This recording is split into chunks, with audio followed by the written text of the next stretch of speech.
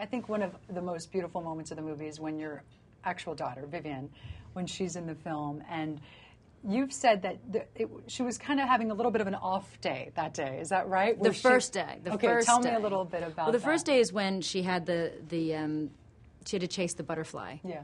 And she'd never been on set, and I'm sure for anybody, you know, the idea of doing something more than once and doing it when you're told, no 4-year-old is going to do what you tell them to do anyway. No, exactly. So just like any 4-year-old, she always skips around, she always collects flowers, she always chases butterflies, but when she's supposed to, she just didn't want to.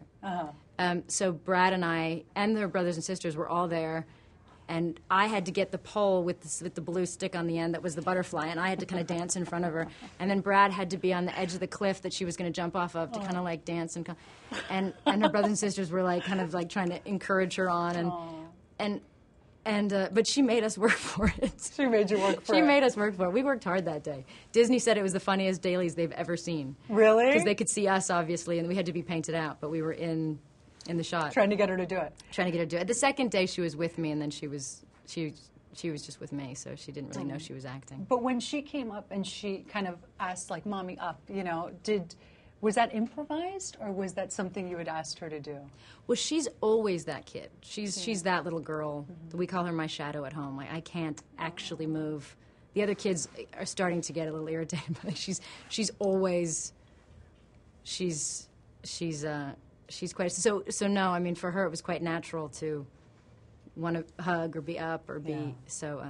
But that's what was so lovely about it, because I think in the film it was so important that the little Aurora, when she meets the person that's always seen as a monster, she doesn't see a monster. Right.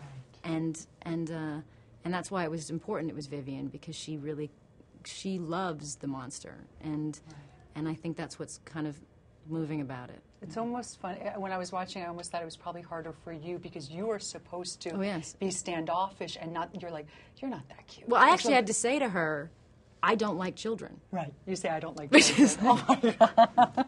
Not the easiest thing to say to your daughter. To your own daughter, really strongly. Right. Yeah. But fortunately, Vivi just kind of goes, She just brushes it off. do.